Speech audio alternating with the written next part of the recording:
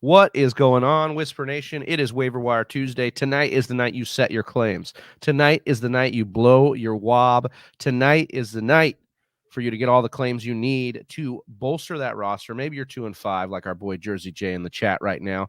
Maybe you're 1-6. Who knows? But the point is, do not give up, because the Fantasy Whispers have you covered. We've got Kenny Gainwell out on waivers. We've got Alan Lazard out on waivers. We've got a bunch of quarterbacks in great matchups to help bolster your roster and get you through this Week 8 lineup and get you that dub and start turning the ship around. And we've got all that and more right here on the Fantasy Whispers. Right here. What up, Big Travie, and welcome in, Whisper Nation, to the Waiver Wire Show. Hope you guys are having a great day on Tuesday. It's been a little wild for me over here, Big Travie. Want to welcome you in to the show.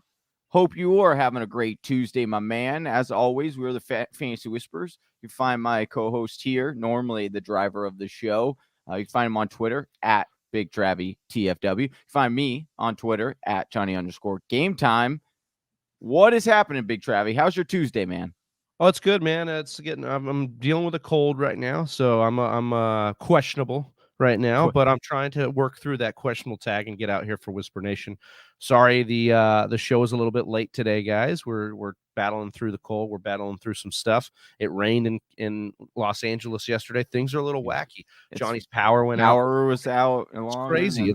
But we're here. We're committed to the brand. We're committed to Whisper Nation here. I do want to apologize. Last week we weren't able to get the waiver wire column up on the site. We had some technical difficulties there, but hopefully you tuned into the show. You got the information you need. Again, we're dealing with some technical difficulties again on the site today. We'll get the article up, which is the driver for this show. I'll get it up on the site later today. You'll be able to read that and get the information you need. But again, always make sure you're subscribed to the YouTube channel, because we're doing this show no matter what every week, whether I'm not here or Johnny's not here. We get this show up because we know how important waivers are for you. So again, just make sure you're subscribed to the YouTube channel. Make sure you're tuned in, get those notifications up, and tune in every single Tuesday for that waiver wire advice. Johnny, I'm excited. It's not as deep of a waiver pool this week, but there are some nuggets here between the Philly backs, between what's going on with Devontae Adams' COVID situation, that Thursday night quick turnaround. There's going to be opportunities for you to get guys in your lineup to score some points, get that W, and turn your ship around. Or even if you're dominating right now, continue to dominate. You know, we don't pressure on for the losers. We do it for the winners too. Yeah, you want to keep loading up your team. You want to try to keep making moves, stacking your roster so you can make better moves to really stack your roster. And during this waiver wire show, Travis, I want to mention that we do talk about only players that are rostered in fewer or less than 50% of sleeper leagues. So, you know, once again, we're going to jump into some of these guys. And you might be like, well, I've got some better guys available. Should I pick them up? Guys like Joe Burrow, Myles Gaskin, Hunter Henry, Zach Ertz, Christian Kirk, Tony Pollard, which I saw dropped a lot. That was a big one. And I just want to stop you there, Johnny, because Tony Pollard, available in 69 rostered in 69% of sleeper leagues, which means when By-Mageddon happened, people dropped players. And he was one of them. He was a 90% rostered player. And I remember all the questions we got last week. Should I drop Tony Pollard for this guy? Should I drop Tony Pollard just to survive this bye? We had suggested keeping on to Tony Pollard, even if that meant you couldn't start someone last week. Yep. Because, guys, big news today, La'el Collins back from his suspension. That offensive line in Dallas only going to get better now. And we know what they want to do here, and they want to run the football. So, yeah, it's absolutely great to go ahead and get Pollard in your lineup. And I just want to say what's up to everybody in the chat. Jersey J, who just said, yeah, that's how I got Pollard. LOL. We're going to get to all your questions. Cobwell, you're in here as well. Appreciate all of you guys watching right now. Nearly 10 of you watching. Get that like button on your way in. If you want your question answered immediately, hit that super chat button. Go ahead and we'll put that question at the top. Otherwise, we're going to get to all the questions at the end of the show after we get through some of these waiver wire gems. But as you guys know, we got to work through the show and get it rocking and rolling here. But yeah, as Johnny said, those guys that are owned over 50%, Michael Carter's another one at 69%, Kenyon Drake, 63%, and Rashad Bateman, just above the threshold. But I like what I'm seeing out of Bateman, and I had to put him in here at the start of the show. He's a guy I almost cheated and put him in here and wrote about him, but I'm going to just let you guys know, go pick him up. He'd be a waiver ad kind of over everybody at the wide receiver position if I could today. So Yep. So once again, those are all players above 50%. So we won't get and dive into a lot on those guys. Some of those players were on I'm just gonna previous. put Sorry. those guys in the chat here, Yeah. Johnny. I'm just gonna post them in there. A few of those guys we have written about before, or Big Trevi has written about before, talked about before on previous shows. So make sure you go back and check on those. As always, you can find us on Twitter or Instagram. Just DM us your waiver wire questions, and we'll be there as well. If you are curious about the performance of priority between a player and a particular, between two players, all you got to do is just check on what your roster construction is and determine which one that you need more importantly for this week. But again, if you need help, just hit us up. We live stream every single day, like Big Travi said. Yeah. And we are on all social media platforms, so you certainly DM us. We love answering those questions. All right, Big Travi. And just one more note, Johnny, because I thought you broke it down greatly here. But again, the way we structure the column, the way we structure the show is talking running backs first, then wide receivers, then tight ends, then quarterbacks. And because that is how most roster constructions across your fantasy football platforms is going to be, it's going to be this whole situation of, what's the most important? And running backs are usually the most important, but maybe you're sitting there with a stable of running backs. You need wide receiver. Then it's time for you to pivot, make those good decisions. Yep. And again, as Johnny said, you can ask us every day on the channel. All right. We are going to dive into the running backs first because we're always so thirsty for those running backs. Is real. That thirst is real, specifically getting into these bye weeks. Luckily, we only have 2 bye weeks this week, so it's not as bad as last week. But number one on your list here, Big Travi, roster only 38% of sleeper leagues. That is Kenneth Gainwell of the Philadelphia Eagles, rookie running back, right? Caught a touchdown this past weekend, had a pretty solid game, played 51% of the snaps there. Kenneth Gainwell is a guy that you should go out and target. Let the people know why you are so intrigued by Kenneth Gainwell moving forward. I think that, you could make a case here, Johnny, for also Boston Scott, who we'll talk about a little bit next. But Gainwell is a guy that has been consistently used in the passing game. When we look at Gainwell's usage in the passing game, we're excited because we know that targets mean a little bit more than carries in fantasy football, especially when we're playing in PPR. And in this game against Vegas, especially where it was a little bit of a negative game script, he got 8 targets. That tied a season high. He's had 8 targets before. He has only seen 1 game below 3 targets and only 2 games below 2 catches. So this is a guy that they consistently use in the passing game. And in these big games, he's getting 8, 9, 10 yards per reception. That's great for a running back. That's what we want to see, those little out routes. And again, I think this is just a team that's not going to be in a lot of games. Now, obviously, they have Detroit this week. And I think that's a smash spot for Gainwell if he's going to go ahead and move forward as the running back. Now, we saw him not get as many carries as Johnny's boy Boston Scott, who got more of the goal line work, more of the carries, kind of filled more of the Miles Sanders role. But again, I think that Boston Scott has limited upside compared to Gainwell because of the use in the passing game. And we're in PPR leagues. That's the standard, normally for a lot of these leagues. So that's where I see Gainwell gets the advantage. And, I think in a lot of cases, he's going to be my number 1 waiver priority this week, just based on the RB thirst that we talked about, based on the role of the offense. This offense throws a ton. They're one of the most pass-heavy offenses in the league. And his role as another receiver in that, we like to see that. Yeah, I definitely do like going and adding Gainwell. He was a really good producer in college from Memphis. You got to remember who he was running behind as well. He had, Antonio Gibson. He had Darrell Henderson that he was running behind. And who's the third running back? I'm thinking that went to Memphis. Anyway, there are 3 running backs that are all in the NFL right now, all good running backs. He was running behind all of those, and arguably a lot of the people that knew those running backs and played with them said that Gainwell was the best running back of all of them. So I do like going out and trying to get Gainwell, especially in PPR. Again, you want to talk briefly on Boston Scott as well. Anything else you want to add? He's number 2 on your list here. Obviously, probably more readily available in more leagues. But Boston Scott should be someone you should consider, especially if you need a bye week fill-in. Certainly because it's seeming like Miles Sanders, even though they say it's day to day, we've seen with these ankle injuries, it's usually week to week, and he'll probably be out. And a lot of our fantasy docs that we follow on Twitter are saying similar mechanisms to the Saquon Barkley injury. So we're saying similar to that. And if we're saying similar to that, that's at least 2 weeks for Saquon, who we think is probably, maybe it's a more severe injury, but he's probably more of an athlete, like more of a physical freak than our guy Miles Sanders. No shots to Miles Sanders there, right? But I think that's something we have to take into account. So for me, I think you're right. Boston Scott would be more the short term fill in, and then we're talking about Gainwell being more the long term. And here's something I could see. Okay, again, we thought that Sanders was the guy we thought that Gainwell could be the guy after a couple weeks ago. He popped, and then we're like, oh, maybe this is more of a committee. It didn't end up being that way. But if Gainwell comes in here and fills in reserve and fills in admirably, this coaching staff has no reason to turn back to Miles Sanders as the guy. They didn't draft Miles Sanders. They're not part of that regime, and they like Kenny Gainwell. So that's something to keep in mind. Gainwell could just come in and take this job over. So that's why I think Gainwell is more of the long-term option. And Boston Scott, like you said, the bye-week filler, because even though he got out-snapped in that game, it was 35-23 snaps for Gainwell to Boston Scott's 23.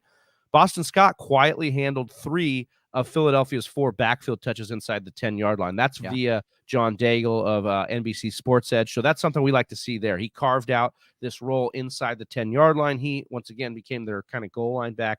Now, he wasn't extremely effective, but we're playing Detroit right now. And if I'm not mistaken, they're going to be favored in this game. Yeah, they're favored by 3 points. It's a 47-48 over-under. This is a decent game to attack, especially as the touchdown guy for that team. So again, bye-week fillers is the right way to look at this. Or if you went 0 RB in your draft and you're still fighting for that RB2 spot, trying to shuffle those guys in. Slim Reaper in the chat saying #Whisper Nation Strong. Love to see Slim Reaper in here.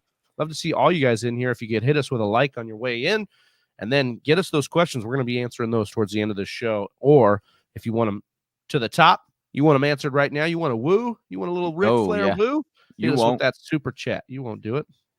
Next up on this list, Travis, rostered only 10% of sleeper leagues. A guy that, we talk about from time to time. You're looking at waiver wire before the Sunday morning. You're looking at some guys that you could potentially, plug and play, especially last week in the Bypocalypse. Brandon Bolden comes in next on this list, and that hurt. I was considering him in a spot, and I just didn't think that he would get enough volume, but he certainly did. He got the touchdown as well. And you want to break down is Brandon Bolden. Listen, Damian Harris, shout out, giving away a Damian Harris signed auto jersey at the end of this month, by the way. Patreon. Get over to patreon.com/the Fantasy Whisperers. Subscribe and get yourself in that entry. Yep, a great deal right now. Harris should presume the lead dog role there, but Bolden, in some games that are coming up where their schedule gets a little bit more difficult, could see more action. You want to talk about Brandon Bolden, what you think his outlook looks like? Yeah, you nailed it right there, Johnny. He's basically taken over the James White role. And even in games like last week, he had a thigh injury, and so he wasn't in the game as much. So then Ramondre Stevenson was active. So that's kind of where. And then we go back to this week, Brandon Bolden healthy. Then all of a sudden, Ramondre Stevenson, a healthy scratch. So for me, if you look at Brandon Bolden, he's got 18 targets, which is ranked 9th since replacing James White in week 4. So we look at that as something to be, very relatively excited about in this offense, because they're really, I saw something where their point differential is plus 30 or 40 against the Jets this year, and then minus 17 against everyone else, the Patriots. So when they're not playing the Jets, which they've already played twice, so they're not going to get them anymore this year, they're actually a team that needs to be throwing in a lot more games than running. So that's something to look at. Now, the way to attack the Chargers this week will be on the ground. You're going to see Damian Harris deployed out there for 18 touches or so, because the Chargers' run defense is god-awful. But again, as Johnny said, Brandon Bolden, eventually the Chargers should kind of pull away from the Patriots in this game. If, we'll see. Obviously, the Patriots kept it close with Dallas, but I would suggest, let's look at the line here. The Chargers are probably favored pretty decently against them. Yeah, 5.5 at home. So that's something to keep in mind. Brandon Bolden could be involved. Third down, red zone as a pass catcher. So he's just somebody in PEPR, if you're looking for that bye week or that replacement. Maybe you have a Saquon. Maybe you have a CMC. Maybe you have a Miles Sanders, and you're looking for somebody in the interim. and you're not going to be able to blow as much wob on Gainwell. Brandon Bolden's a nice 1 week, 2 week filler. Remember what James White used to add for us in those situations in PPR leagues. I think he could easily be that guy. Love that one. The last running back we'll talk about here before I'll ask you a couple questions on who you should drop in order to play some or pick up some of these running backs. The last running back here is Samaje Perine, Cincinnati Bengals running back, who comes in and fills in for Joe Mixon. Rostered on only just 11% of sleeper leagues. Did score a touchdown. Again, though, it was a boat racing. Bengals jumped all over the Baltimore Ravens this past weekend. What do you expect from Perine? Is he a handcuff that you definitely should roster if you have Joe Mixon? If you don't have Joe Mixon, are you saying, hey, if this is the best running back available on your waiver wire, you should probably go pick him up? Yeah, so there's a couple strategies when we look at handcuffs, right? You're either the guy who has them and you want the contingency plan, so you go and get a guy like Perine, or you're that guy who cycles through handcuffs to try and pick the guy that's about to be the guy that usurps the other guy. Waiver. Because right. So you're preemptively doing it. Perine is a guy for me that not only is that preemptive guy, but there's an outside shot to some standalone value. Johnny, you said boat race against the Ravens, not something we expected, but we can expect that against the Jets here, who are now going to be on Joe Flacco or Mike Smith or whoever they're at quarterback. Elite Joe Flacco. Yeah, because I can't believe you didn't write about him in this article. The Cincinnati Bengals are now finally getting some respect from Vegas. They are 10.5 favorites over the Jets in this game, which means we could easily see some Samaje Perine late in this game. Could we see about 10 touches for Perine? Could that be valuable here? I think it could. We just saw J.J. Taylor get 2 touchdowns in garbage time when the Patriots boat raced the Jets last week. We saw Damian Harris get 2 touchdowns. We saw Brandon Bolden get work. So the running backs absolutely destroyed the Jets last week, and 3 different of them for the Patriots. So I think there's an outside shot to some standalone value in this week against the Jets, and he's the direct handcuff. What we've seen is he is the guy. Evans is not the handcuff here. It is Perine, as long as he doesn't have COVID. He's the guy that they put in place of Joe Mixon. So I like that. All right. I like it. I'm going to give you now the difficult part. I'm going to throw out some names here. I want you to tell me if you would drop, hold, or just drop or hold, I guess. I was trying to think of a third option, but there is no third option. So Dimitri, I can never say his first name. Demetric Felton. I'd be okay dropping Felton for pretty much all these guys. I think it depends on what you need. I don't think Felton is going to be the 1-for-1 replacement of Kareem Hunt that we kind of thought could happen in this offense.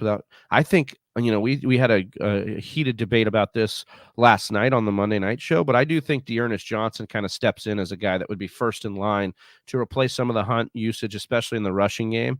And maybe Felton comes in and absorbs a lot of those pass catching looks from Hunt. But either way, I don't think that's going to be enough. I think he's going to be, third in the pecking order. And for me, that's not enough. So yeah, all these guys have some clearer paths to upside than Demetric Felton. Devonta Freeman. Are you dropping Devonta Drop, Freeman? hold, or sleep with? That's Jay said here. There you go. Yeah. Get into bed with. Yeah. Which one are you doing? With Devonta Freeman. I said Devonta Freeman. Yeah. You can drop Devonta Freeman. Okay. Too much. He's not even the number 1 running back. That would be Lamar Jackson. Then we had Le'Veon Bell getting usage there. Obviously, they still kind of use Tyson Williams here and there. It's just too messy for me. And Latavius Murray isn't out for the season, so. You heard it first. Big Travi doesn't like it messy. All right. Rashad Penny. Would you drop Rashad? Yeah, I didn't see enough on Monday night to really get excited about Rashad Penny. There's once again, these guys have clearer paths, at least for this week, to some really good stuff. Now, Jacksonville's a decent matchup, but it was still Alex Collins kind of who led the way in the rushing touches. All right. I got 2 more running backs for you asking, would you drop? These ones are probably the most difficult ones to answer. Okay, you ready for it? Yeah. Damian Williams is running back 1, and Mike Davis is running back number 2. So let me take a look here. I would definitely drop Damian Williams for everybody but maybe Perine. I do think that Damian Williams is a sneaky play should something happen to Herbert, and so that's kind of where we're at with Pirine, is he's the handcuff. But Boston Scott, Brandon Bolden, Gainwell all have paths to being, maybe not the guy, but really have a role solidified in their offense. So that's where I would be at. And Mike Davis is droppable. I mean, Mike Davis at this point is the handcuff to Cordarrelle Patterson. And that is wild. That is wild to say, but that is the world. After the bye, the Falcons just said, no, Patterson's our running back. And they used him as such, and he did well. He had the goal line carry. He plunged it in. Like, that's what we're going to continue to do. It makes sense that they would make him that goal, at least the goal line, the goal line scat back kind of when I think with Patterson. Ridley out, with Gage out, they were kind of using Patterson more as this hybrid player they could plug into holes for plays. And now with those guys getting back and getting healthy, Patterson could probably lose some touches in the passing game, but gain in the running game. And so I think that's going to be where Mike Davis is ultimately just kind of the odd man out. All right, moving on to the wide receivers here that you've got. And number one on the list might be your number one overall pickup. I don't know. We'll talk about it. Allen Lazard from the Green Bay Packers, rostered on just 10% of sleeper leagues, had a big game, popped off last week. And now we got hit with the news yesterday that Davante Adams has COVID. He was put on the list, is in doubt for the Thursday night game this week. Now, he can still test negative 2 straight times before. We'll see. But in general, it just seems like it's going to be too close to this game to get Davante Adams back. So Allen Lazard, at least for this week, in a good matchup on a Thursday night, should be a good one. You like Allen Lazard? Do you also like him moving forward rest of season? I know we've talked and we've always asked for that kind of secondary option for the Green Bay Packers. Is this Lazard time? Is it time to really unleash the lizard? I think this is a great spot for Allen Lazard. I think, look, he's got 19% target share over the last 2 weeks. 2 weeks ago, we were on our matchup show, which you guys can get on the podcast platforms or by getting over on Patreon and subscribing over there. We were talking about Lazard, or maybe even MVS, or maybe even Randall Cobb or Tunyon. Somebody needed to put themselves forward as the second option in this offense, because we have a situation in Green Bay where this offense can hit another level if a secondary option comes up. And so I think Lazard has become that over the last 2 weeks, 19% of the target market share. And Johnny, get this, only one less target than our boy Davante Adams over the last 2 weeks. Wow. So that is something to keep note of. And then, as we said, Davante Adams tested positive on Monday for COVID. If he can get 2 more tests, he's vaccinated. So if he can get 2 more tests in that are negative, then he'll play. But it looks like, he's fully expected to play next week at the Chiefs. So, this Lazard could be just this patchwork. But if he's going to continue to see secondary targets in this offense behind Davante Adams, then he's actually kind of a long-term play. And this week, he's going to be a smash play this week. Now, if you're too scared if Davante comes back, right, and he comes back for Thursday night, and you're like, I don't really want to trust Lazard. Well, go get Lazard tonight. See if Davante comes back, and if he does, then you can drop Lazard prior to Thursday and go pick up somebody else on waivers, and then you could kind of figure that out. So if that makes sense, it's like we're trying to contingency plan for this week, but also in a couple weeks we're trying to get wins. I think Lazard's going to be a smash start against this Cardinal secondary, high over under on Thursday night. So that would be, he's my number one at wide receiver, and he gets close to Gainwell for me as far as long-term upside. But Gainwell, like I said, I think Gainwell could take over the backfield, so he'd still remain my number one priority.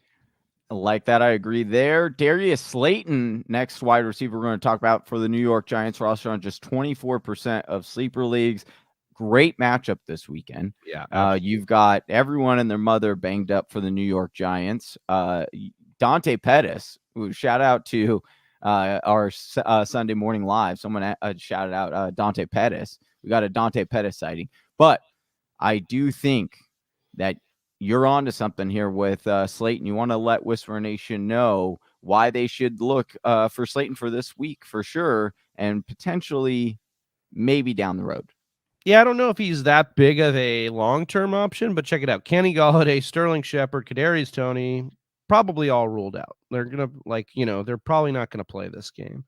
Slayton got a 27% target share last week, He also got 63% of the air yards. That's the highest mark of any player across the league in week 7.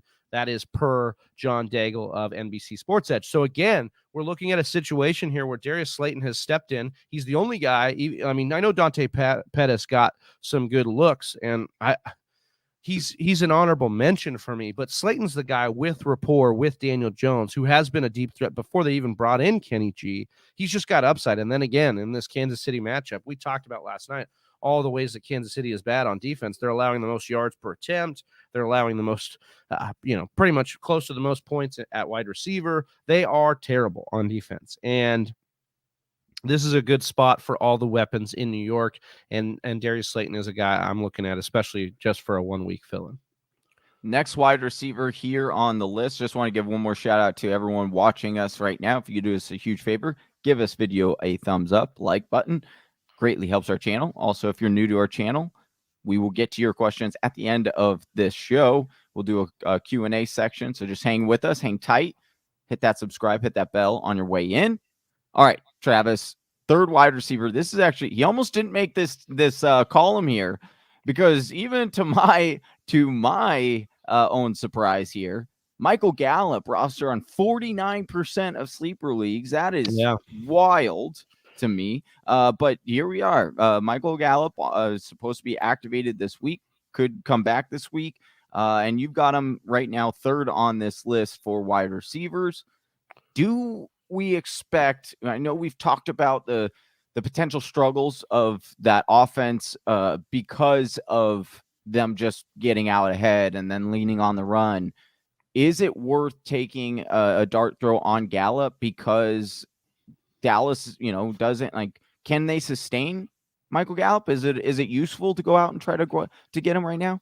I think there's a decent chance that you like Gallup as a dart throw. He's the third on this list because it would depend on your roster construction. If you have somebody you can, if you have room to keep a guy and stash a guy, that's Gallup's your guy because he's got some long-term upside. Should something happen to one of the wide receivers, should the defense start taking a step back, they've been kind of overachieving, then we could see a pass game attack here.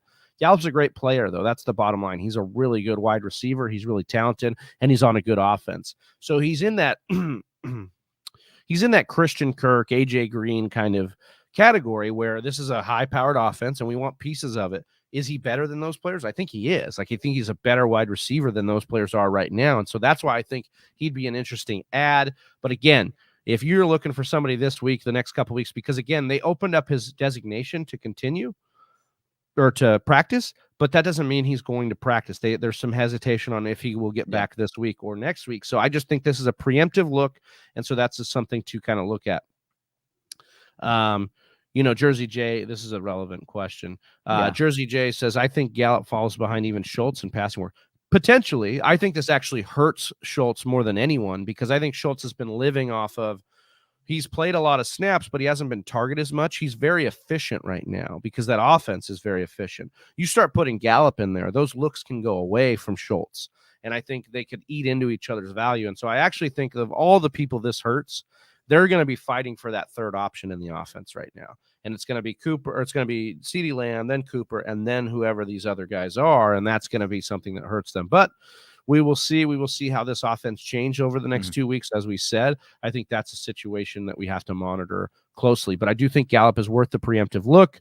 I think we'll get to some of these questions, but also Slim Reaper asking here, do we like Gallup or AJ Green? And if this is the rest of season, I think I have to go with AJ Green right now. Now, I do think it's something to monitor because I think Gallup's better than AJ Green is right now. I don't think long term. I think AJ Green's had a great career. I don't get me wrong here, but I think rest of season, I'm leaning AJ Green, but it's really close. It's really close. All right, next up on this list, we'll kind of speed it up here for these next three guys, Travis. I'll just shout them out. You want to briefly talk about each one of them real quick. So we got Russell Gage from Atlanta Falcons, roster on just 27% of sleeper leagues. We got Khalif Raymond, Detroit Lions wide receiver, roster on just 7% of leagues. And then Van Jefferson, Los Angeles receiver, roster on just 21% of sleeper leagues. So which of those three do you like the most? Van Jefferson certainly looking good in that offense. But again, the third option there out of these three guys. These are all kind of a dart throw. Out of these three guys, I think I want Russell Gage the most. I trust the offense. Yeah. I trust his role to kind of continue to grow as this offense gets it right. And I think Van Jefferson is competing with a guy in Robert Woods for secondary looks all the time, even Tyler Higbee. And so I think that's kind of a revolving door. Whereas Gage, like we talked about, with Gage back, with Patterson more taking over the running back room, we have Ridley, then Kyle Pitts, and then Russell Gage. And I think that's something to keep monitored because this offense is going to continue to throw because the defense is really bad. So for me, I just think Gage of those three is the highest priority. You look at Khalif Raymond, he has garnered 6 or more targets in 4 of his last 5 games. He's definitely been somebody that runs a lot of routes. He runs the most routes on the team, even over Amon-Ra St. Brown. So that's something to keep in mind here, that he continues to run the most routes. But again, this offense is very, very spotty on who it's going to give targets to each week outside of TJ Hawkinson, and then really outside of the man, the myth, the legend, DeAndre Swift. So DeAndre Swift is essentially a wide receiver and a running back forged into one player. And so that's, you're just seeing the very special nature of what they do in Detroit. And unfortunately, it's hard to peg one each week. I think other guys that are honorable mentions, I just want to mention Jamal Agnew from the Jacksonville Jaguars. Johnny mentioned him last night on the Monday night show. Decent dart throw. T.Y. Hilton, somebody that if he could get back to practice, he's somebody worth monitoring because he did garner a good amount of targets when he came back, and there's some nice matchups over the next few weeks for the Colts. So just a couple names that are honorable mentions, so to speak. Not exactly guys I would go after above these guys because there's some question marks still, but yeah, that's just some guys I wanted to throw out there for you. All right, let me ask you, who would you drop real quick, and then we'll move on to some tight ends and quarterbacks that you could stream for this week. But Travis, we got a first couple I'll throw at your name or at your way. We've got Brandon Ayuk and Marquez Callaway. Would you drop both or either for any of these guys on this waiver wire? Yeah, unfortunately, man, you can drop both of them. It's really, really sad, but we're looking at a situation with Allen Robinson, Brandon Ayuk, Marquez Callaway, some guys that you can just drop right now, and you don't have to look back because just don't let them hurt you anymore. Okay, just don't let them hurt you. Show me the doll where they touched you. This next one does hurt a little bit because we thought he was going to have a good game. He didn't have a good game, and actually had a floor game, which he doesn't show very often. But he's also has some circumstances coming back this week. Our boy TP Tim Patrick. Would you drop Tim Patrick for any of these guys? Yeah, Tim Patrick can be dropped, unfortunately, now. He's just Jerry Judy's back. The Judge Judy is in session, and it's time for everyone to rise because the judge is back. Now, if you want to hold him because you're worried about re-injury risk, you have the depth. I would say okay, but there's other guys that are going to have more upside that we just discussed on the waiver. So for me, that's where I would go with that. All right, and last guy here. Actually, I'll give you two more. Your boy Robbie Anderson, who just gets a bajillion targets, but can only drop him like a bad habit. Yeah. Okay. And then Darnell Mooney. Unfortunately, you can drop Mooney as well. He's similar to Allen Robinson, where it's just like there's just no upside in this offense. This team wants to be a run-heavy team because they don't want to open the box. Because I'm convinced that Matt Nagy thinks he can save his job by making Justin Fields look like crap, and then say, "Oh no, I can fix him next year." It's like, dude, I don't know what you're doing, but it's not good. And I don't need you to fix him next year. I need you to fix him this year. Yeah, it's the Bears. It's Matt Nagy. Here we are. I want to say what's up to everybody in the chat. Yeah. Jersey J, Slim Reaper, Charlie, Track 2 2011. Michael. What's up? He says, Michael. Yeah, what's going on? We will get to these questions. We are excited to get to these questions. We just have one more segment here, the tight ends, to dive into, get you your waiver wire information, and then we'll answer all these questions as always. All right, so we got tight ends and quarterbacks, but those are two quick segments here. Right. We'll loop all the tight ends here in together, and I'll just spit them out here, Travis, and then I want you to tell me who you like the most. Let's do of these three. This will be a fun game. Of the three that you listed on this waiver wire column, you're gonna have to tell me one that you would keep, one that you would get rid of, and one that you would sleep with. Like we said earlier. No, I'm just kidding. Don't do that. All right. Tight ends here. Real talk. We got Evan Ingram, New York Giants. Yeah, Hail Mary. Yeah, exactly, dude. Rostered on just 41% of sleeper leagues for Evan Ingram. CJ Uzama, again, another Bowstay. I played against him, unfortunately, in a couple leagues. Roster on 15% of leagues. And then you've got Tyler Conklin, Minnesota Vikings, who decide it seems like a coin flip each week, whether it's either going to be Tyler Conklin or our boy KJ OJ, Osborne. or KJ Osborne. So of these three, you want to break down why you like these three the most, and then which one you would ultimately try to get. So Evan Ingram is my number one priority, and that's because Uzama is Uzama is a whack-a-mole situation where most tight ends are. But Evan Ingram is a guy who last year led the Giants in targets. He came back and had a decent game this last week. I think it was 6 of 8 for 48 yards or something like that. So 8 targets is nice for the tight end position. And they're playing the Chiefs this week, Johnny. And only the Ravens and Texans allow more points to the tight end than the Chiefs. So Evan Ingram is a smash start for me as a guy. If you have Darren Waller and he's on bye this week, Mark Andrews and he's on bye this week, Evan Ingram's a great bye-week fill-in, and he's probably my top stream of the week this week against the Chiefs defense that is struggling. Love that one. CJ Uzama, if you had him, you picked him up the last couple of weeks, and he's kind of paid off for you. Continue to roll him out there. The Jets allow 10.2 points per game to the position. They have one of the highest implied team totals this week playing the Jets do the Bengals, and I think you could go ahead and try to roll in the Flames and chase a little bit of those points. And Conklin's just an interesting ad if you're kind of out on the tight end position and you need something desperately. The Cowboys are giving up over 10 points per game. This is a high over-under on the week. It's a Sunday night football matchup. I think Conklin could easily sneak in and get a touchdown for you and pay off as a streamer this week. All right, love those ones. All right, we're going to jump over here to the quarterbacks, and we'll jump into the questions. Quarterback streamers, we got a few actually this week. A couple are because of speculation, or one, I should say, speculation. The other two have been, the other three actually have been low-key performers and decent streaming options. So we're going to talk about Carson Wentz, Indianapolis Colts quarterback, roster on just 41% of sleeper leagues, which we were talking about before the show. You and I, Teddy B, Mr. Checkdown, Denver Broncos quarterback, just roster on just 27% of sleeper leagues. Danny Dimes, who just continues to be that whack-a-mole. He's kind of like a poor man's Kirk Cousins in a sense.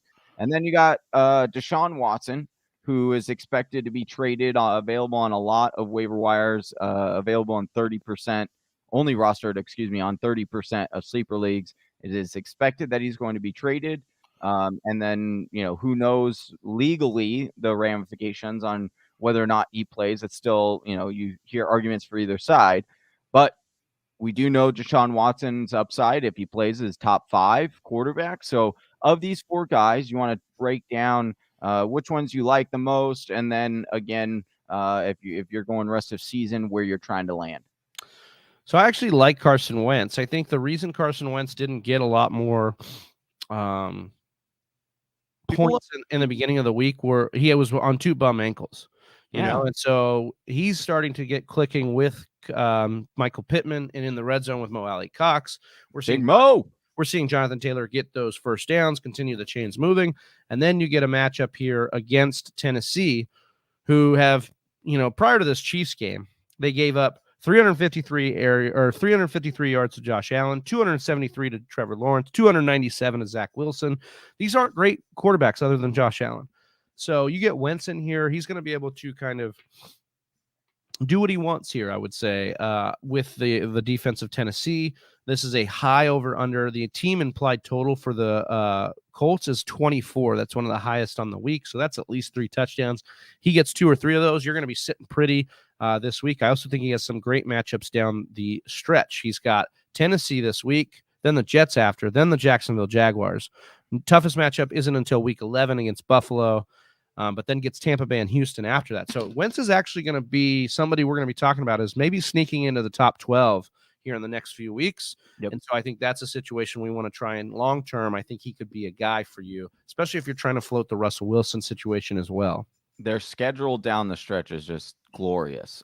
We talked about it when we were talking about, going and trying to acquire Jonathan Taylor after, week 3 or 4.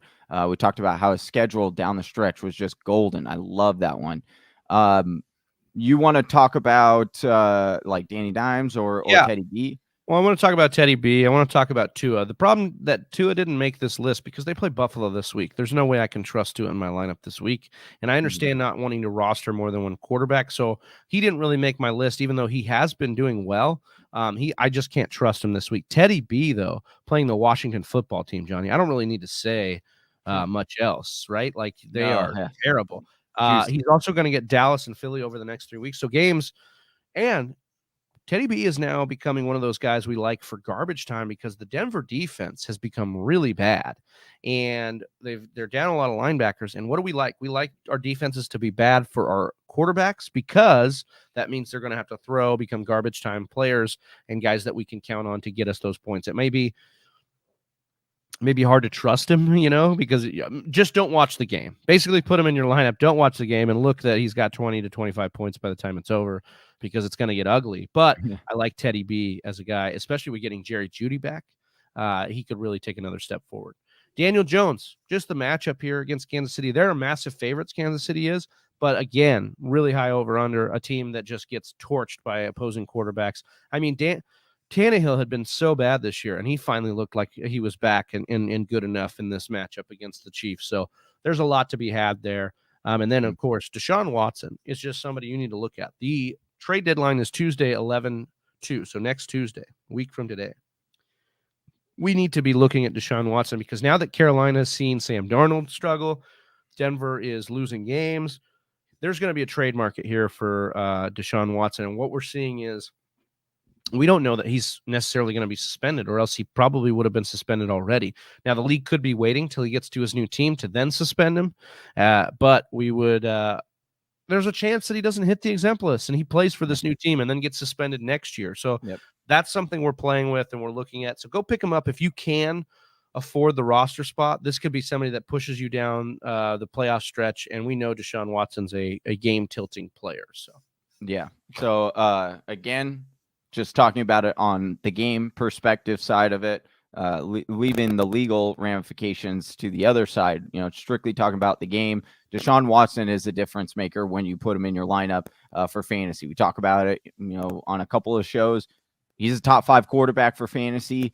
And we're playing a game here. And so that's why we would advise for Desean, if you don't want to go after him because you don't want him on your team, we totally understand. We're just trying to give advice here for making rosters better. All right. With that being said, Travis, we have made it to the end of the show. I wanted to say thank you once more to everyone who stayed tuned during that whole time. Got a lot of questions coming in here. We'll get to as many as we can. If you are new to our channel, make sure you hit that subscribe on your way in. Hit that bell so you get notified anytime we drop new content, which is daily. Do it. Try to help get you to that championship. Look at me, guys. Do it. Hit the subscribe. Hit the like button. Do it. You won't. I mean, you do what you want. I'm not going to tell you what to do. But like we said, fantasy football content daily. Look at Jersey J is so hyped in here. He could tell you. Yeah, we're a great follow. He's saying he grabbed Pollard and his Superflex 12 team. Way to go. Would you start Judy or Higgins over Waddle this week? Yes and yes. Yeah, I would. And the reason is Jerry Judy is going to be playing against the Buffalo Bills. He is going to get a heavy dose. Pro Football Focus is basically saying that he's going to get most of his routes against their slot corner, who has been the best corner. Tre'Davious White isn't even the best graded corner on their team right now. He's really good. Right. So that's perspective there. I think Waddle is a bench. But, Jersey J, you know my luck with Waddle. I tell you to bench him, and then he goes off. But I don't think that's going to happen this week. He's also asking, he needs running back help. I have Hurts, Murray, and Carr in my PPR Superflex. Who would be a legitimate player or players I could get for Hurts? Thanks. What I would do, it's hard to suggest certain players because you never know what that I don't know what that player's roster looks like. If I tell you, go and try to acquire this said player. What I would say is go through your league, look for a team that is desperate for a quarterback, and then I would look and try to look at what running backs he has. Hopefully they have a plethora of running backs, and you could try to get a deal done that way. I certainly don't think it's a terrible move at all, though, to try and get rid of Hurts and go down Murray and then try to get a running back as far as help. But great question. Here we go. Week 8, who to start, Herbert or Gainwell? Let's see. Herbert. Yeah, I would. Well, dude, Herbert had 100 yards when they were losing by 30 points against a defense that does not let up a lot of yardage to running backs as far as on the ground. Like, Herbert's good. I'm rolling the flames with Herbert until Monty comes back.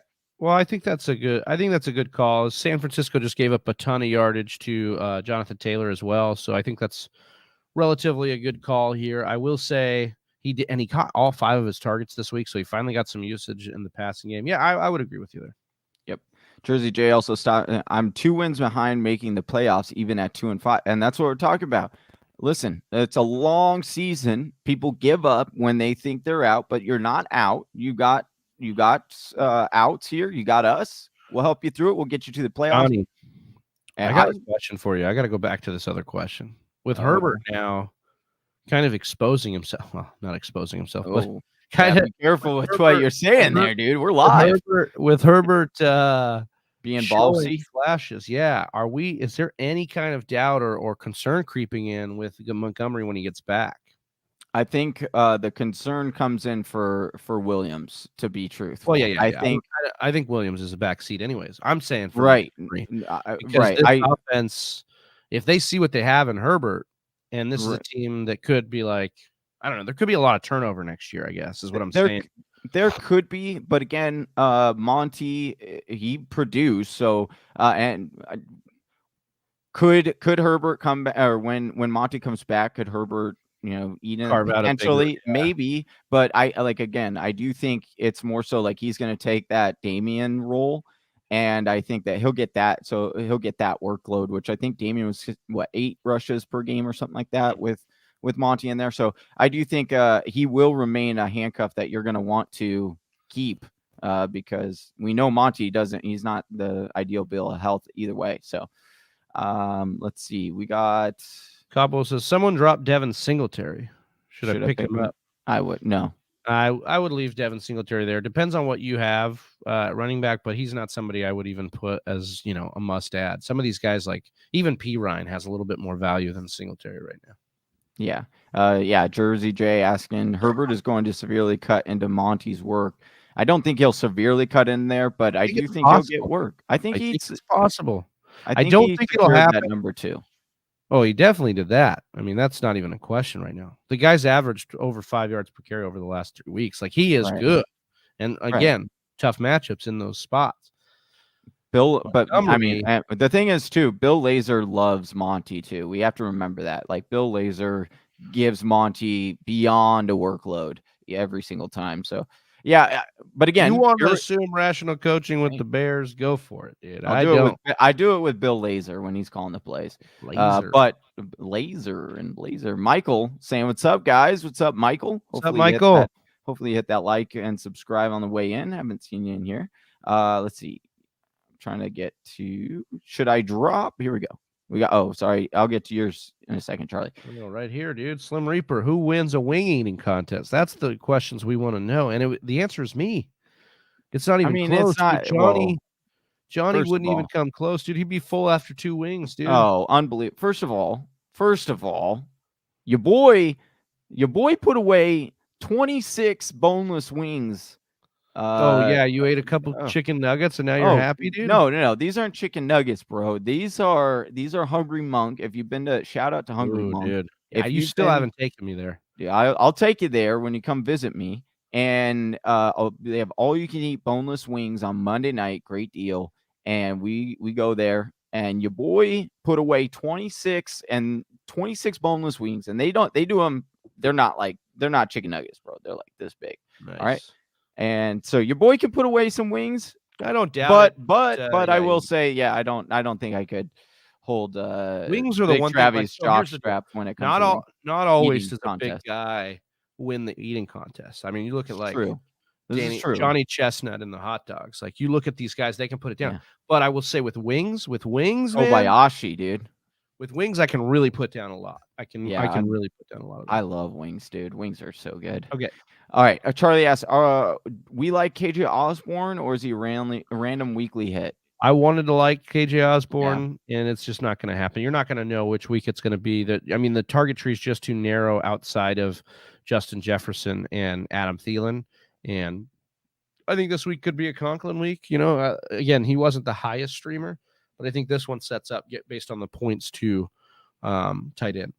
Yep, I agree. Charlie also, who should I hold on to Demetric Felton if I have Kareem? Again, it would depend on what you have, but I think all those guys, as we said, that we talked about at the top of the show, Kenneth Gainwell, Boston Scott, Samaje Perine, Brandon Bolden, all these guys would be ads over Felton in my book. We got Track 2011. What's up, Track? Or is it Track or Truck?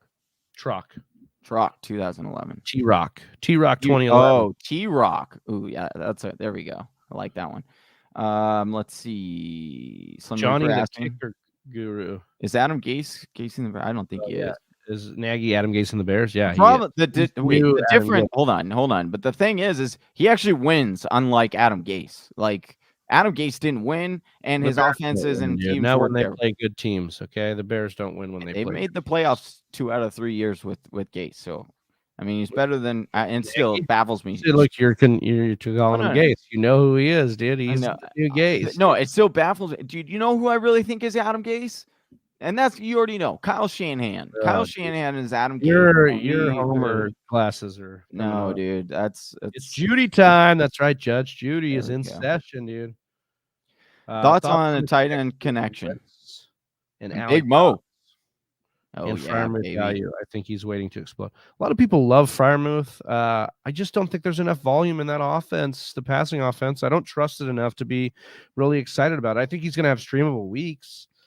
I think he'll be better next year. He's fine, yeah. And Dynasty is a great pickup. I think that he'll definitely be a guy that continues to do well for them. But Mo Alley Cox, he's definitely a touchdown dependent guy because they use him in the red zone. I wouldn't get too excited about him. We love seeing him score touchdowns. We love him after the catch, but there's no volume there for him right now. We got Slim Reaper asking Johnny the kicker guru, who should I start? I listen. There's no science I'm not a guru at kicking. No. But it's hard to say who do you have available, and that would be I could give you a better kind of option there. As opposed I would have won $500. It only cost me $5. What's he talking about here? I don't know if it was. Is he talking about the jersey? Charlie says, "Yo, Jay, are you from Jersey? Hence Jersey Jay." T-Rock says, "I don't know. I'm nervous. I play against him this week." Who's T-Rock talking about? He's talking about Pat Mahomes, because we had a question here with Mahomes, Pat Mahomes. The offensive line, his ability. They're trying to do a lot of the old schoolyard rollout, the things that made Mahomes great, and that's not available right now. Brackets against Tyreek Hill have been good. Tyreek's been banged up. They don't have that third option. Mecole Hardman just has not stepped up to be a guy for them. So I would just say if they simplify, if they get back to running the football and they play a lot more play action, they're going to be better on offense than they have been. But I think that was a bad week, his first bad week ever, pretty much, that he came in and didn't throw a touchdown in his career. So Well, I don't think that's more of the same to come. I think we're going to see maybe a lessened version of him, but he will still get you 2 to 3 touchdowns a game. Like that's who Mahomes is going to be, and I think you can continue to roll him out there. Yeah. Slim Reaver asked him, Magic 8 Ball. I don't Will have I win the Harris? Yeah, he doesn't have a. Slim Reaper, ask us. You'll probably be tomorrow, at your.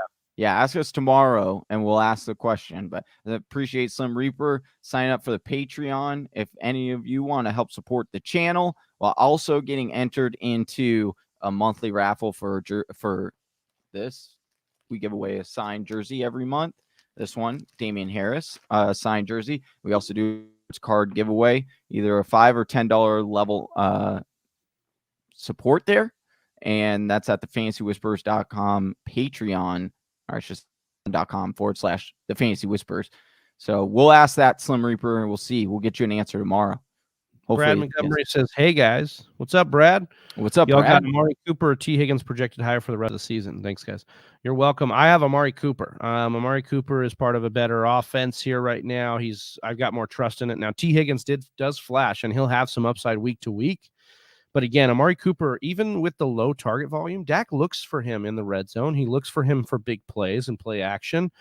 He's not going to get probably the same upside as CeeDee Lamb rest of season. I think CeeDee Lamb has arrived. But again, I think that Amari Cooper is a guy that's going to continue to have huge upside each week. Yep. What's Baki. up, fellas? Waiver. What's up, Baki? You send. We'll probably see you boy. later on the Windy City Breeze. Yeah, shout out to them. Make sure you check that out. What's up, fellas? Need a waiver wire QB for Lamar this week. Excuse me. I'm in the same situation in my ESPN league. I'm trying to go and nab Carson Wentz. Hopefully nobody in that league is listening right now. But I'm going to go try and get Carson Wentz as my replacement. I think the 24-point implied team total against Tennessee in this divisional battle. I like Wentz, and I like the floor he's been putting up over the last few weeks of like 20 or so points. Yep. Jair's from says, Twitch. Packers wide out. Welcome in. We appreciate you guys. Which Packers wide out would you take a flyer on again? Other than Gainwell for me, excuse me. Geez.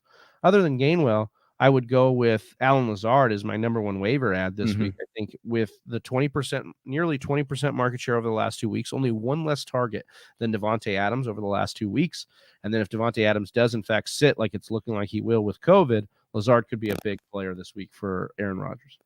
Jersey J jumping in. I know I was thinking Kamara or like Swift. If you can land one of the guys for Hurts, absolutely get that deal done.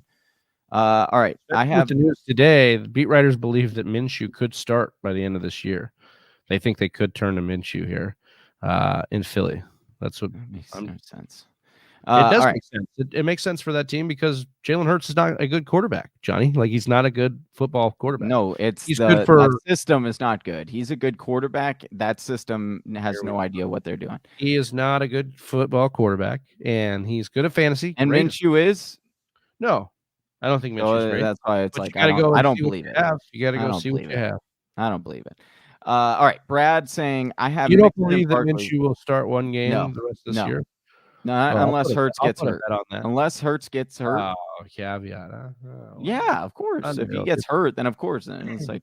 All right. Brad Montgomery says I have Mixon and Barkley on bye in week 10. I play a solid team. What running backs would you target for trade? Very broad, but can be as generic as wanted. Well, thank you again. So this one's tough because, well, first of all, Barkley does have an outside shot for this week, even though they think it won't be this week. Mm-hmm. But he's going to have Mixon and Barkley on week 10. What RBs would you target to trade?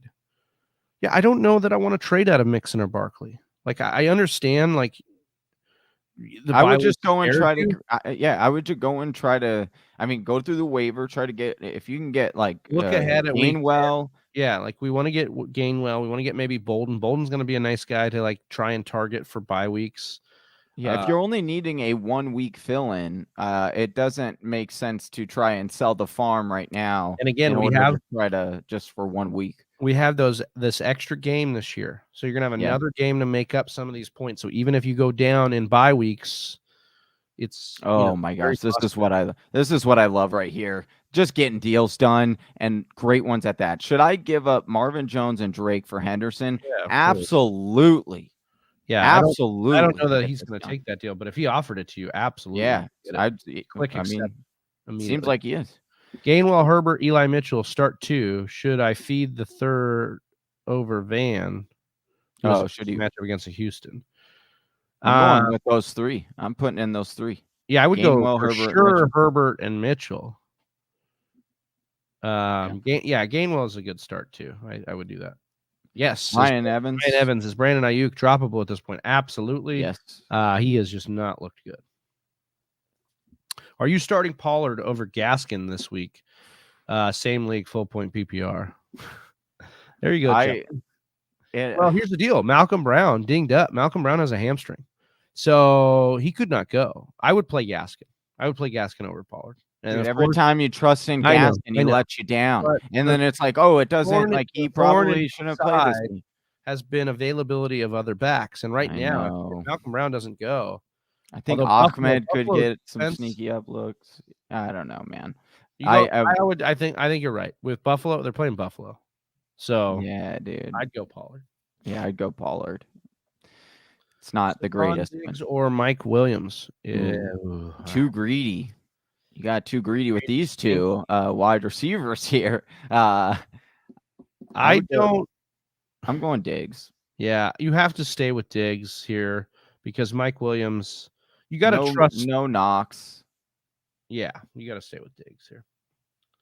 Especially if that. I want to thank each and every one of you here in the chat. We're going to continue on the show a little bit longer here, but make sure you hit that like button. And if you're new to the channel, hit subscribe. Let us know in the chat.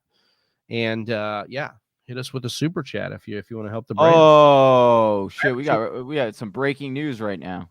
What's up? We're gonna jump ahead a little bit here. Rob Navarro coming in. Lazard on COVID list. Oh no, dude. He's out, LaFleur. He's out. So now is MBS. MBS jumps up that list. MBS. Dude, well, MBS may not even be back. He's on the hamstring. Packers Twitter just said it. Wow. Dude, this just wrecks the whole waiver show here. Oh, great. All right, jump back into these. I have a team with JT and Swift as my starting running backs, and I have Javonte Williams and Darrell Williams on my bench. But I have Monty, Barkley, Miles Sanders, and Kareem Hunt all injured. Oh, my gosh. Drops? I wouldn't drop any of those guys. I would try to trade. You should definitely try to trade like Javonte and Darrell.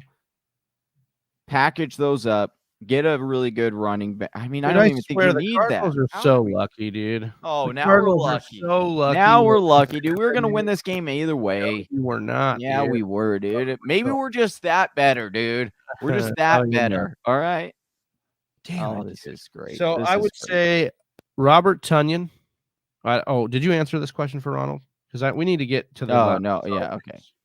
Yeah. Okay. Well, I didn't.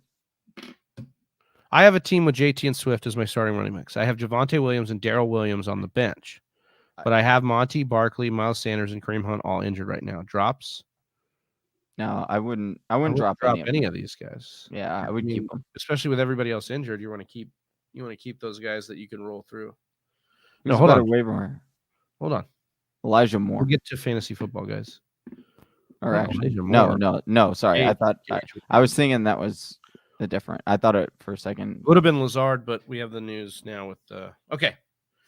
I think that you could pick up. I think Tonyan would be the next guy on the list to get an uptick. Then Randall Cobb.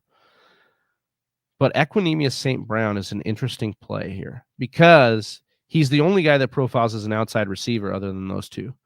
So somebody's gonna have to replace Adams and Lazard as an outside receiver here. And I think Equanimeous St. Brown is the guy next up on the list. So he could be a sneaky dart throw. Now, I don't have the confidence that I had in Lazard coming into this. He would slide down over some of these other waivers.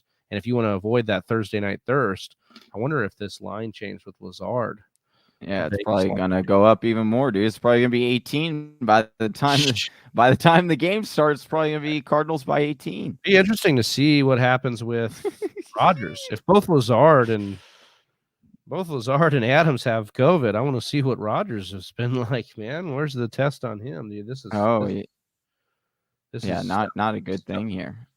Jersey J saying, leave a thumbs up for these guys. They really put in the work. Appreciate that, Jersey. For only $10, become a Patreon. Win signed jerseys, card packs, and bonus content. Jersey J, the hype just Yeah, dude, doing the Lord's work there. JT Swift, Monty, Barkley, and Hunt. You in a league by yourself? Yeah, that's a lot of great. It's Make probably some an 18 good league. moves.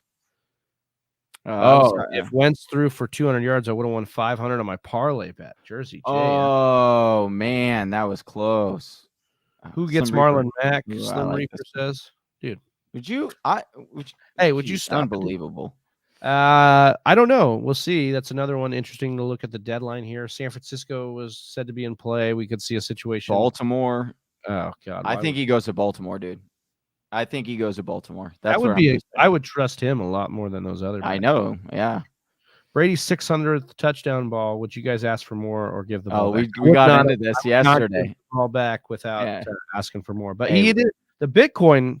If he does get that Bitcoin, that's 63,000. Wait, did he got a Bitcoin? Yeah, so Brady said on the Peyton stream that he would give him Bitcoin. So he oh my goodness. Heck yeah, dude. That was a special gift from Brady? Yeah, that makes it work. Absolutely, dude. 100%. Get that. I need to stream a kicker. I got Justin Tucker on a buy. I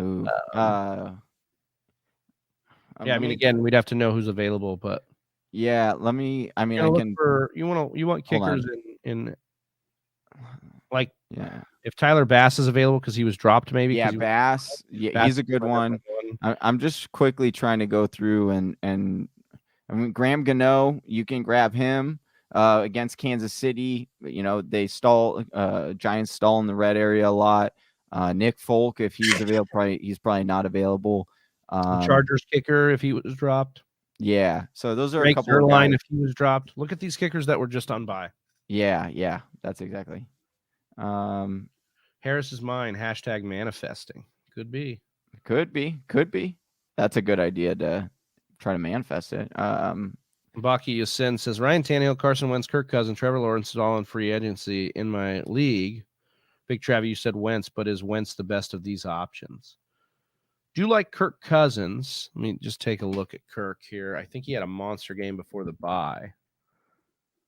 So I'm gonna, he had 34 points. He's gonna be playing a Dallas defense. Let me look at that over under. Dallas, it's a 51.5 over under, 54 now with Dallas only favored by 3. Go get your Kirk Cousins. He'd be my number one here. Yeah, I think then it would be Wentz, then Trevor Lawrence, then Tannehill. I just can't trust Tannehill. All right, let's see. Slim Reaper, Gaskin or Herbert, Mitchell, Gainwell, and Gaskin start 2. I'm going Herbert, Mitchell here. Yeah. And then I would put Gainwell at 3. Corn on the cob time says. Could definitely be. Like we could see he's going to have a good matchup in the slot. And we know that Rodgers, that'll be the guy you trust. So look for that. That could definitely be a play here. Oh, our guy, Mr. Miyagi. Just got out of sales meeting. What up, Mr. Miyagi? Buying for Fuller or Cole Beasley for a wide receiver stash in PPR, half-point PPR. Fuller definitely has some upside, especially if Watson gets traded there. Yeah, I would go Fuller. Fantasy football stats guy. I have Rodgers and don't love the stack in this game. Yeah, that's unfortunate. You know, the Cardinals were really going to get a test here, and now half of our team is on COVID. So. Yeah, is the Cardinals defense start now?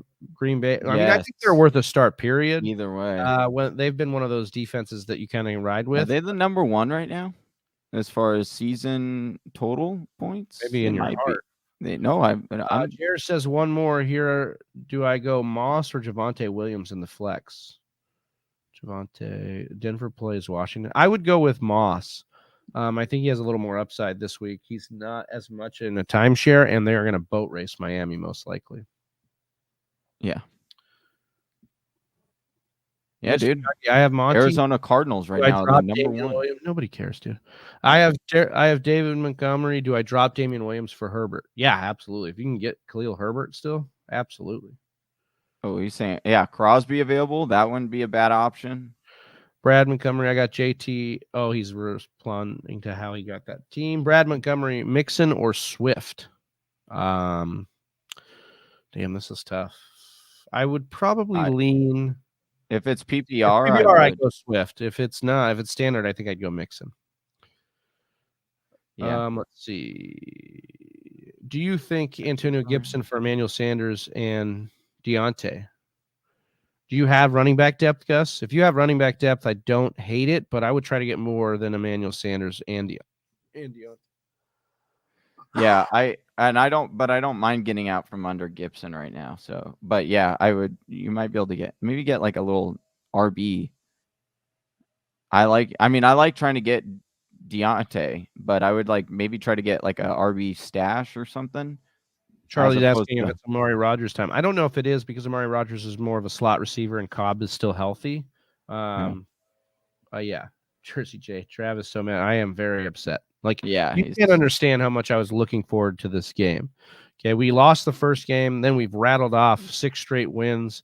We've dominated teams we should dominate, and we were going to be the chance to be the team that beats Cardinals. Now, I still think we have an outside shot. We've played well against Arizona in the past when we have had, injury issues, but the line just keeps growing for Arizona here. It was at 3.5. Now it's at 6. It'll probably go up again after that. I am a Giants fan. I feel your pain. Yeah. Matty Ice or Kirk Cousins. Kirk Cousins, man. Yeah, Kirk Cousins. Kirk Cousins is in a great spot. He's going to be if he's still available because of the bye, he's going to be in a smash spot this week. Look at this guy. He's just making moves. He turned Emmanuel Sanders and Gaskin into Javonte Williams. Way to go, man. Good job. Love that. Baki asking, I have Chase Edmonds. He's been disappointing. If I trade him, who should I look to get back? I'm buying Chase. I think that he is, maybe in a standard league he's been disappointing. In a PPR league though, he should be really solid for you. He's getting a lot of check down usage, and he hasn't scored a touchdown. Hold the phone here. Rob Navarro with the comment of maybe the year. Just wanted to say thanks, by the way. I was 0-4 when I really started listening to you guys. Now I'm 3-4 in a PPR game. 1 game outside of the 6th seed, the playoffs, in a 12-team league. Rob, we appreciate you. Out. Continue to rock with us. We're going to try and give you the best advice we can and help you to continue to stack those wins and get into the playoffs. Long season, brother. So this is a testament to all those guys. Jersey J saying 2-5. Other guys out there, continue to rock with us. Continue to work with us. We're going to continue to get you those dubs. Yep. Max Beck says Aaron Jones and Keenan Allen for Dalvin Cook and Jamar Chase. Aaron Jones, Keenan Allen for Dalvin Cook. Yes, absolutely. Yes, I would do this. Yeah, get that done. Way to go. I'm not scared of Aaron Jones. I just don't think Aaron Jones is top 5 like he was last year because this offense isn't as good. But Aaron Jones is going to be a massive, massive game this week against. Yeah, Arizona. He's going to have a really good game this week. He'll be used a lot. Tannehill or Wentz? Maybe try and wait on this. Maybe try and wait on this deal. Take Aaron Jones this week and then sell him after a big week on Thursday. Tannehill or Wentz? I'd take Wentz this week. Oh, he's saying he has Dalvin Cook. So he has the Dalvin Cook side. Oh, I wouldn't do that deal then. No, I wouldn't do that. Dalvin Cook and Jamar Chase side. Yeah.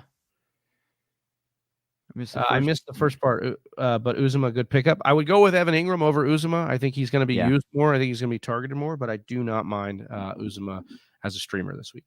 Mr. Miyagi says 3-4, and he's crying. Stick with us, brother. Hey, Stick with us. It's a long season. We got one win away from clutching a playoff spot. Dude, Slim Reaper, let's do it, dude. Keep going. Go. And Max Beckwith says, thanks, guys. You're welcome. Hit that Appreciate subscribe you all. if you're new to the channel. Hit that like button if you like what you hear. And again, Discord is in the description. You can add yourself to that community over there. We love it. If we don't get to your questions, Whisper Nation will over there. And it's just a great community to be a part of. Appreciate you guys. Jersey J says, thanks, bros. Thank you. And we will continue to dominate. If you want more content, tomorrow we will be going live with our trade away show. We've got cornerback matchups in that show. It's just our Wednesday live show. We have a lot of fun with it. And we're going to have some news and notes and things, progressing through the fantasy week. We're going to come with us, talk about which waiver wires guys you guys landed. It's going to be tomorrow at 10 a.m., right? Pacific time, Johnny? Yep. No power outages, no other things. No power outage. Right. 10 a.m. Pacific time. But the best way to know if you're going to catch the live, hit that subscribe button and hit the notifications. You'll know exactly when we go live. You can hop on with us. For Johnny Game Time Hicks, I'm Big Travie. We're the Fantasy Whisperers. We're out. Peace. Right here. Congratulations on making it to the end of the video. If you still have a lot to say about fantasy football, maybe you want to give Johnny a little bit of crap for his take today, then go on over to our Discord channel and join the conversation there. Click the link in the description below. And if you still want more content, check out one of these videos. Homie, don't you hear the whispers?